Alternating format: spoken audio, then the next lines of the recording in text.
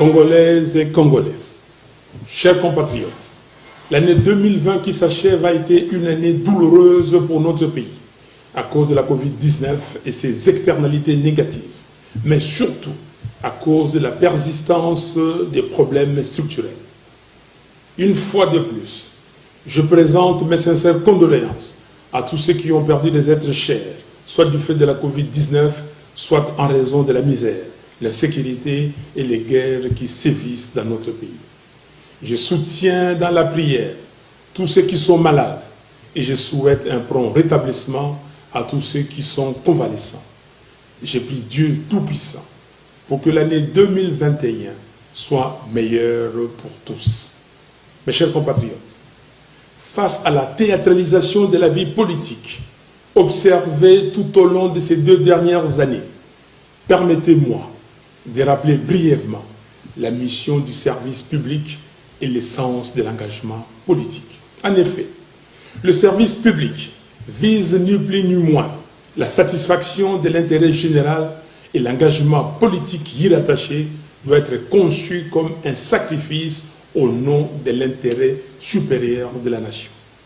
Le fondement même de cet engagement, c'est le pacte social noué avec le souverain primaire auprès duquel on obtient un mandat en bonne et due forme de manière à améliorer son vécu quotidien et lui donner la chance de rêver dans son propre pays. Cela implique, de la part de l'homme ou de la femme politique engagée, non seulement des aptitudes, du caractère, de la rigueur et de la discipline, mais également l'oubli de soi et un sens élevé du bien commun. Mes chers compatriotes, si je me suis engagé en politique après une carrière professionnelle accomplie, c'est avant tout par patriotisme et sens du devoir, avec l'idée forte d'apporter ma modeste contribution au développement de mon pays. C'est aussi et surtout parce que j'aime mon pays et mon peuple. Je crois à la méritocratie et je crois à l'expertise pour résoudre le problème multidimensionnel et complexe auquel fait face notre pays. Car, in fine, c'est bien de cela qu'il s'agit. Apporter des solutions concrètes aux problèmes quotidiens de la population congolaise. Mes chers compatriotes, en toute franchise, avez-vous aujourd'hui l'impression que vos conditions de vie s'améliorent? Existe-t-il réellement un pacte social conclu entre vous et ceux qui se sont imposés comme dirigeants? Est-ce que vous pouvez véritablement regarder vos enfants dans les yeux avec la certitude qu'ils auront accès à plus d'opportunités demain? Est-ce que le système éducatif de votre pays est plus au sérieux par l'État? Au vu de massacres qui se multiplient particulièrement dans la partie est de notre pays, vous sentez-vous réellement en sécurité dans votre propre pays? En cette fin d'année, chacun de vous, chers compatriotes, doit pouvoir se poser ces questions, loin des considérations et passions partisanes, mais dans un esprit patriotique. La question fondamentale étant celle de savoir, 60 ans après son indépendance, où va notre pays? Mes chers compatriotes, le développement ne se nourrit pas de slogans. La croissance économique ne s'appuie pas sur des promesses. Le taux du franc congolais sur le marché d'échange ne s'ajuste pas en fonction des déclarations de bonnes intentions. L'effectivité de la gratuité de l'enseignement ne se décrète pas. Elle se planifie et elle se vit. La lutte contre la corruption n'est pas la mise aux arrêts de manière théâtrale de quelques individus pour jouer sur la perception. En somme, la bonne gouvernance est une affaire de substance. Car on ne bâtit pas une nation forte sur le mensonge et du superficiel. Si l'on se réfère purement aux chiffres et que l'on se base sur les données empiriques, la situation de notre pays s'est encore considérablement dégradée durant les 2 dernières années. À l'heure où je vous parle, la RDC est presque en cessation de paiement. Autrement dit, le pays n'a pas d'argent pour payer ses créanciers, internes et externes. Et surtout, il est incapable de réaliser des investissements productifs. Les niveaux des réserves de change de la Banque centrale ne représentent que 2 semaines d'importation de biens et services. Curieusement, au même moment, on observe des dépassements budgétaires dans toutes les institutions. Concrètement, cela signifie que derrière le marketing politique d'une supposée lutte contre la corruption, les caisses de l'État sont saignées à blanc par un groupe d'individus venus dans une logique d'enrichissement illicite. Pendant que les autres nations du monde, y compris certains pays africains, ont mis sur pied une batterie de mesures pour la prise en charge de leurs citoyens, de leurs ménages et de leurs entreprises afin d'atténuer les effets économiques et sociaux néfastes de la pandémie de Covid-19. En RDC, les citoyens sont abandonnés à leur triste sort. Entre-temps, au moins 40 millions de Congolais souffrent d'insécurité alimentaire.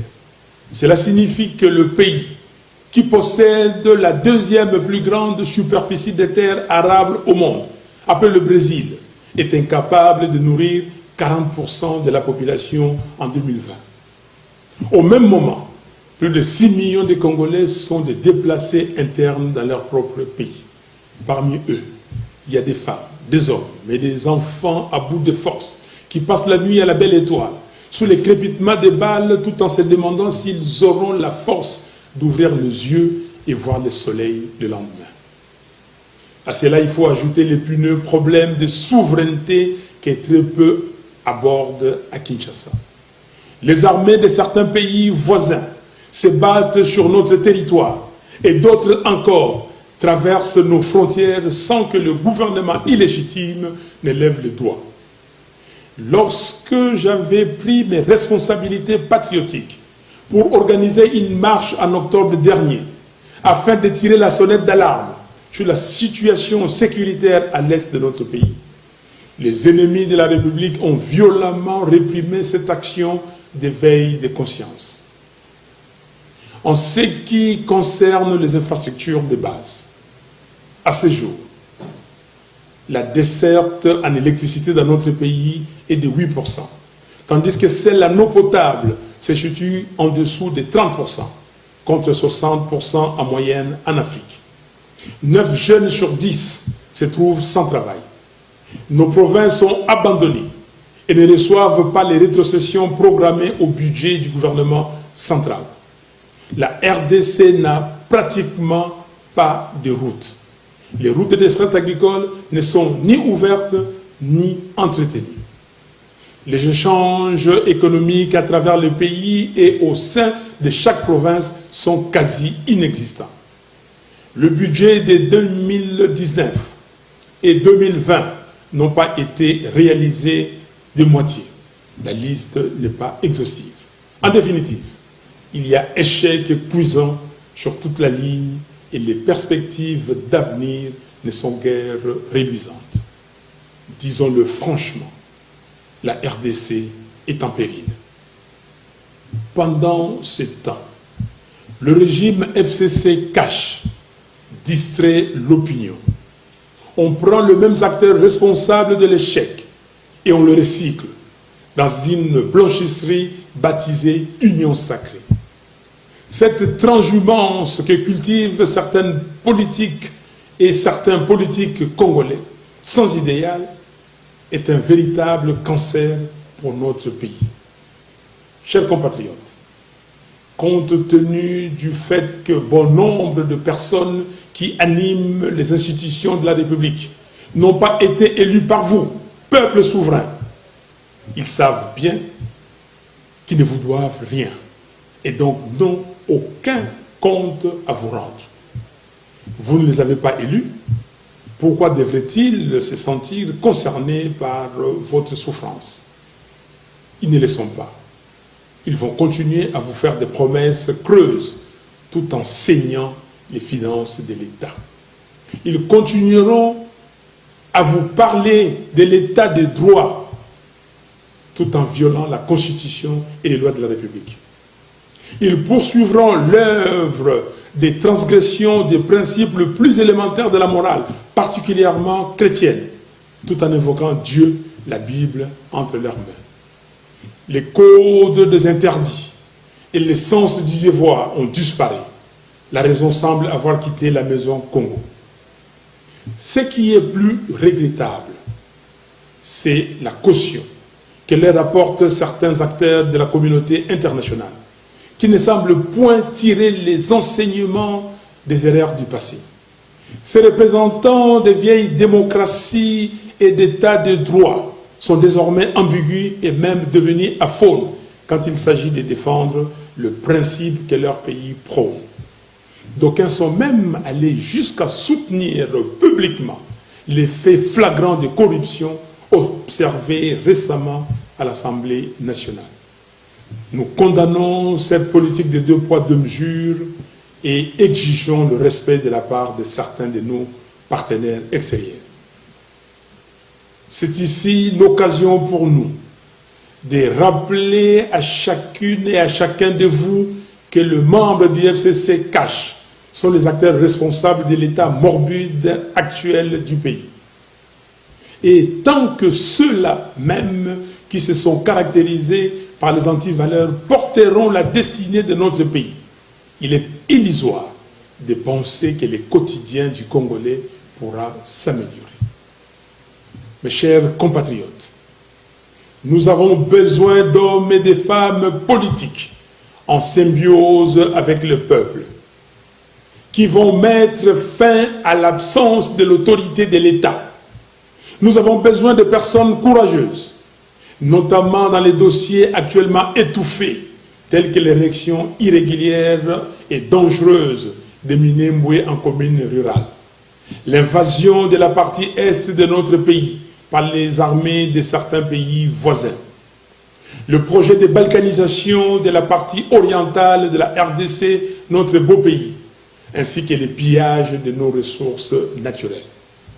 Nous avons besoin d'hommes et de femmes politiques qui n'auront pas peur de soutenir publiquement et d'appuyer les combats que mène le docteur Denis Mukwege pour l'exhumation du rapport Mapping, ainsi que l'instauration d'un tribunal pénal international pour la RDC. Il nous faut une justice impartiale qui fonctionne pour tous et qui s'active en toute indépendance pour mettre fin au règne de la corruption, de l'impunité et de l'arbitraire. Notre pays doit avoir un cap, une direction, des compétences et une vision claire qui s'articulent non pas sur la démagogie, le mensonge et l'hypnose, mais sur une planification méthodologique et une série d'actions décisives. Où nous amène le pouvoir usurpé 2 ans après les hold-up électoraux sans précédent dans l'histoire du continent. Un hold-up présenté de manière légère par ceux qui tentent de falsifier l'histoire comme étant une passation pacifique du pouvoir. Comme si les Congolais étaient incapables d'exercer leur souveraineté dans la paix. Alors que depuis l'adoption par le référendum de notre Constitution en décembre 2005, scrutin par scrutin, notre peuple fait preuve d'une maturité exemplaire dans l'exercice démocratique, malgré la confiscation persistante de sa souveraineté. Nous ne pouvons plus tolérer ces mépris pour les Congolais. Congolaises et Congolais, je vous appelle au discernement et je vous invite à ne pas vous laisser berner par des petites guéguerres de positionnement servis par ceux qui ont confisqué votre souveraineté. Ces derniers ont opté pour la théâtralisation à choix raisonné et à la manipulation afin de mettre en scène un divorce politique à vos yeux alors qu'ils affirmaient il y a peu qu'il n'y avait pas de crise en RDC. En réalité, c'est à quoi nous assistons aujourd'hui. n'est rien d'autre qu'une tentative de faire subtilement oublier les bilans négatifs des 2 dernières années par la mort nominale de la coalition FCC-Cash. Des fusibles ont sauté et vont continuer de sauter. Des pions ont été déplacés. Un nouveau nom a été trouvé, mais le système reste le même. Et avec lui, les calvaires du peuple congolais. Ne soyez pas distraits, chers compatriotes. L'union sacrée n'est rien d'autre que la seconde grossesse du couple FCC-Cash. Mes chers compatriotes, malgré les nombreux défis auxquels nous faisons face, l'espoir demeure. C'est encore possible.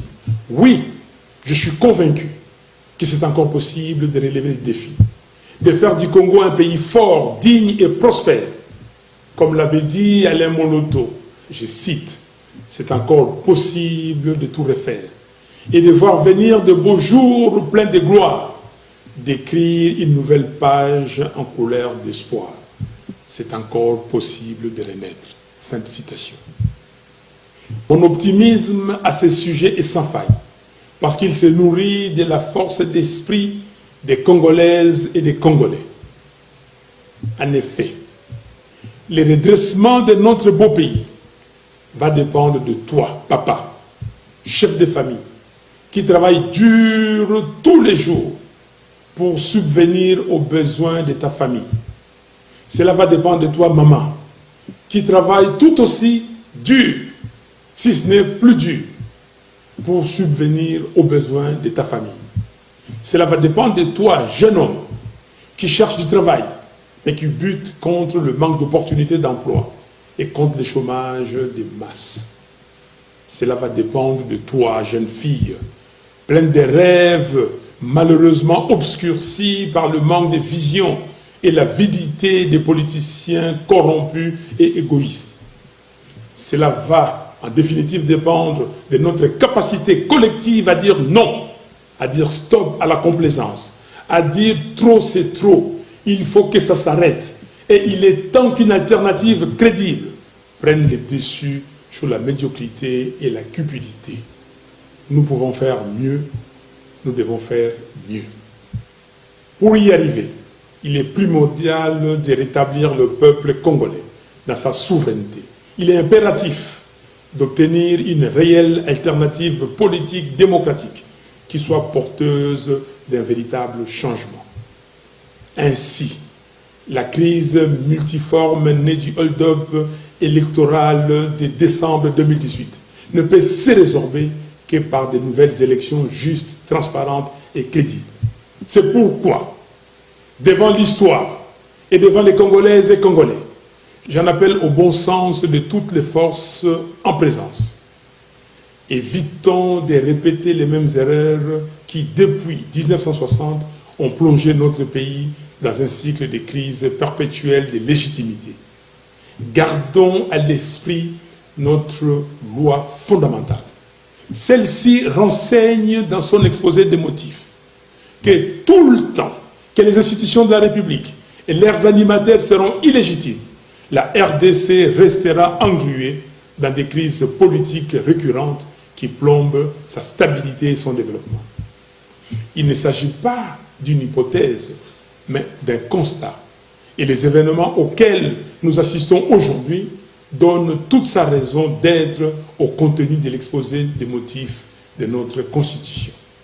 En effet, une majorité préfabriquée, même si elle est subvertie, conserve son caractère artificiel et donc illégitime.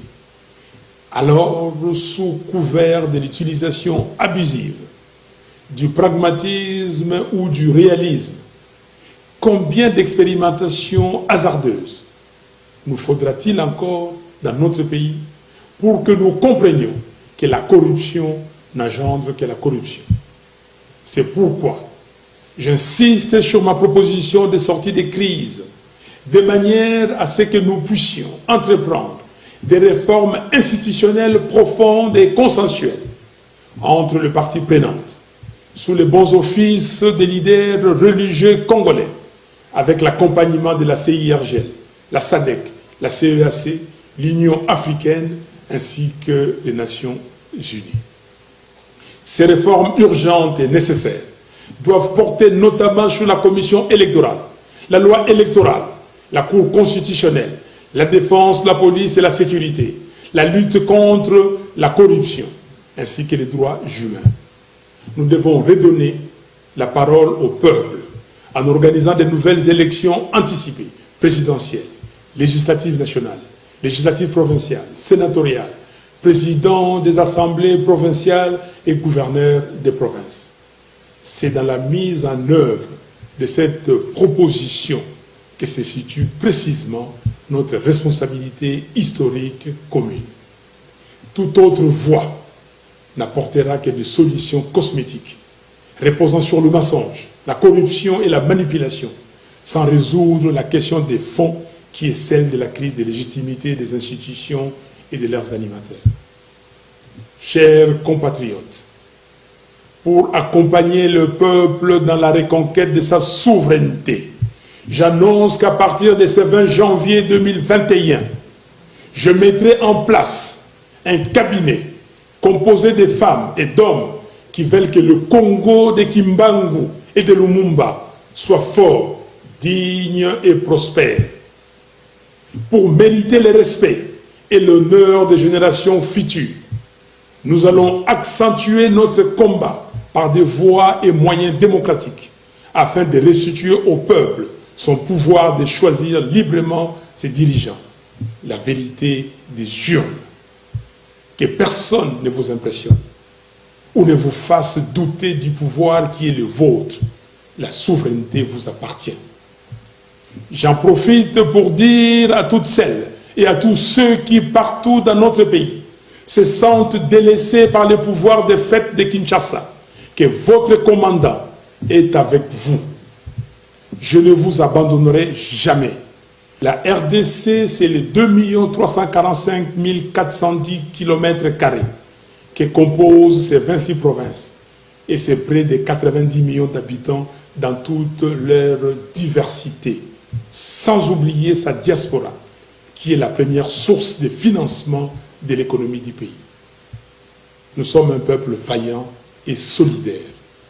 C'est dans cet esprit de solidarité que j'avais prévu de passer la fête de Noël à Lissala, dans la province de la Mongala, comme je l'avais fait l'année dernière à Beni, dans la province du Nord Kivu. Mais mon voyage de Mbandaka, Boende et Lissala a été reporté. Je serai avec vous, mes frères et sœurs de Kinshasa et des provinces, tout au long de l'année 2021. Congolaises et Congolais, chers compatriotes, disons adieu à l'année 2020, année de la Covid-19, des massacres à l'Est, des misères, des souffrances, des corruptions, des vols, d'insécurité et des chaos institutionnels.